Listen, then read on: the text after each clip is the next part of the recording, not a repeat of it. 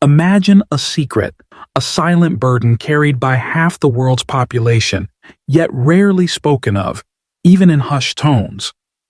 A natural biological process that, for centuries, was shrouded in shame, superstition, and an almost unbearable lack of dignity.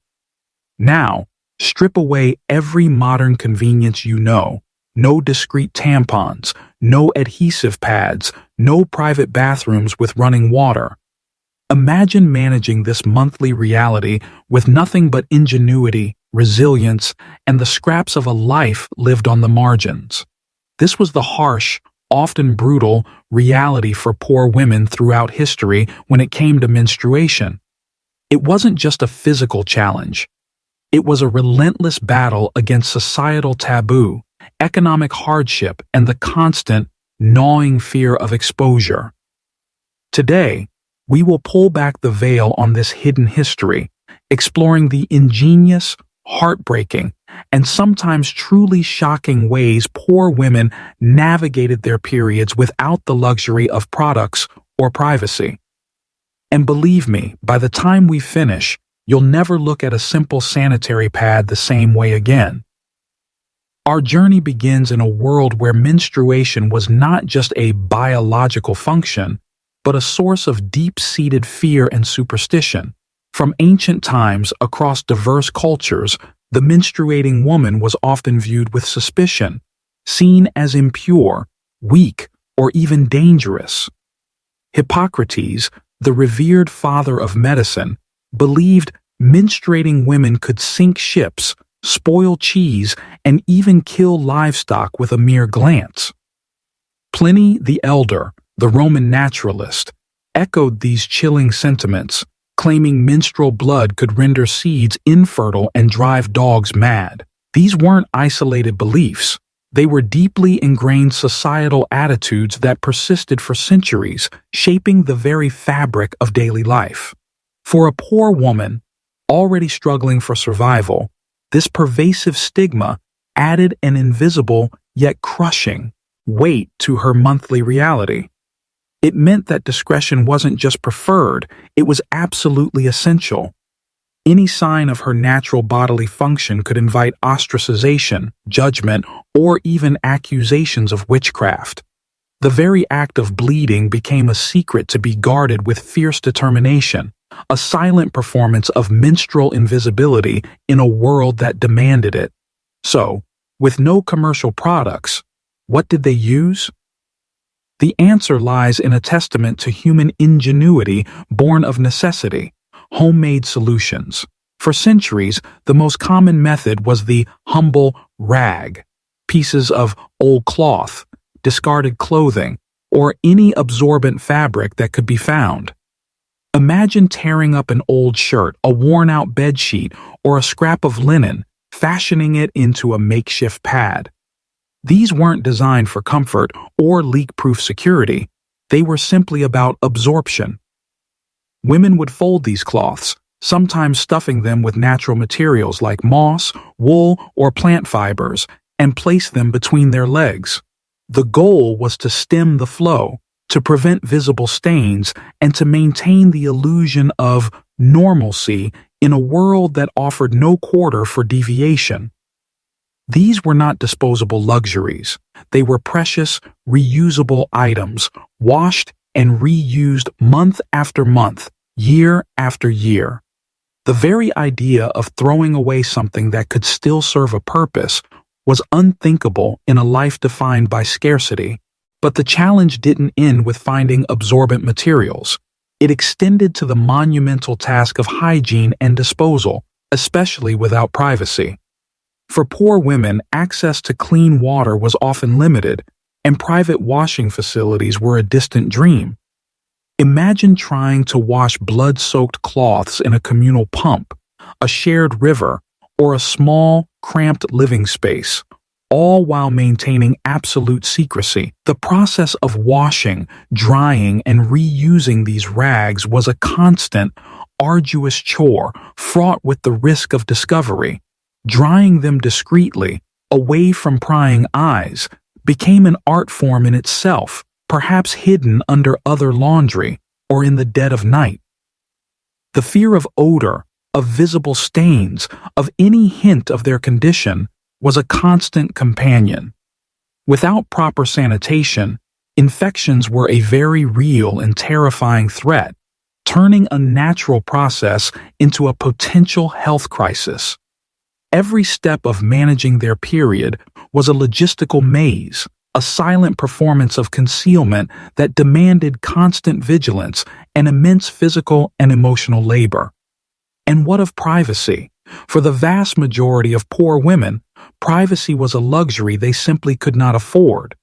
They lived in crowded homes, shared rooms, or even slept communally. There were no private bathrooms, no moments of solitude to attend to their needs.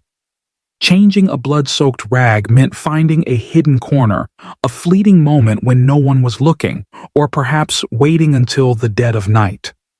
This constant lack of privacy amplified the shame and discomfort, turning a private bodily function into a source of perpetual anxiety. Imagine the emotional toll of never truly being alone with your own body, of constantly fearing exposure, of having to perform the most intimate acts of self-care under the ever-present threat of discovery. This wasn't just about physical discomfort. It was about a profound violatus of personal dignity, a relentless erosion of self in the face of an unforgiving world. The psychological burden of this constant concealment, this perpetual vigilance, must have been immense, yet it was a burden carried silently, stoically, by generations of women. Beyond the physical and logistical challenges, menstruation for poor women was deeply intertwined with their economic survival. For many, their ability to work, to earn a meager living, was directly impacted by their menstrual cycle. Heavy bleeding, cramps, and the constant worry of leaks could make physically demanding labor almost impossible. A day lost to discomfort or the need for discreet management was a day's wages lost, a meal missed, a step closer to destitution. There was no sick leave, no understanding an employer, just the relentless pressure to perform, regardless of their bodily realities. This economic vulnerability meant that menstrual products, even if they had been available, would have been considered an unaffordable luxury, secondary to food, shelter, or basic necessities. The very idea of spending precious coins on something that could be managed with a piece of old cloth was simply not an option. Their survival depended on their ability to adapt, to make do, and to endure, even when their bodies were screaming for rest and relief. In the absence of formal education or commercial products, how did women learn to manage their periods? Knowledge was passed down through generations, from mother to daughter, from older women to younger girls, in hushed conversations and practical demonstrations. It was a form of folk wisdom, a survival skill taught in the intimate, female-dominated spaces of the home and community. Girls would learn from watching their mothers, aunts, and older sisters, observing the discreet rituals of washing, drying, and concealment. There were no pamphlets, no advertisements, no open discussions, just the quiet, unspoken understanding of a shared female experience. This informal education, while vital for survival, also perpetuated the silence and taboo surrounding menstruation. It reinforced the idea that this was a private, almost shameful matter to be handled with utmost discretion.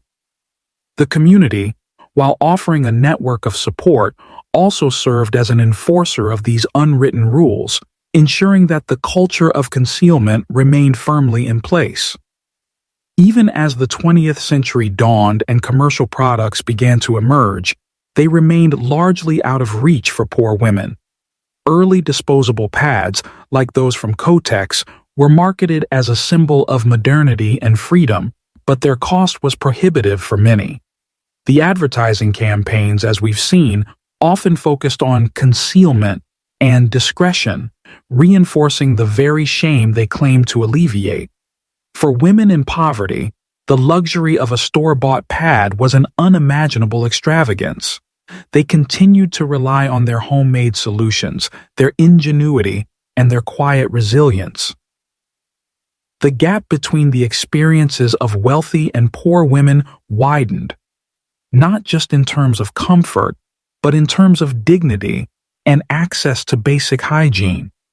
The period poverty we speak of today is not a new phenomenon. It is a historical echo, a persistent challenge rooted in centuries of economic inequality and societal neglect. The struggle for access, for dignity, and for the right to manage one's body without shame continues to this day. So, what can we truly take from this hidden history of menstruation for poor women? It is a powerful testament to the extraordinary resilience, resourcefulness, and quiet strength of women who faced immense challenges with unwavering determination. It forces us to confront the uncomfortable truth that for much of human history, a natural biological process was burdened by societal stigma, a profound lack of privacy, and the harsh realities of poverty. It challenges our modern assumptions of comfort and convenience, reminding us that access to basic menstrual hygiene is not a luxury, but a fundamental human right. The silent struggles of these women, their ingenious solutions, and their unwavering spirit resonate through time, urging us to break the taboos that still linger and to ensure that no woman ever again has to endure the indignity of managing her period without pads or privacy. Until next time, remember that history is not just about grand narratives, it is about the intimate, often unspoken battles fought by ordinary people, battles that shape their lives in ways we can barely imagine.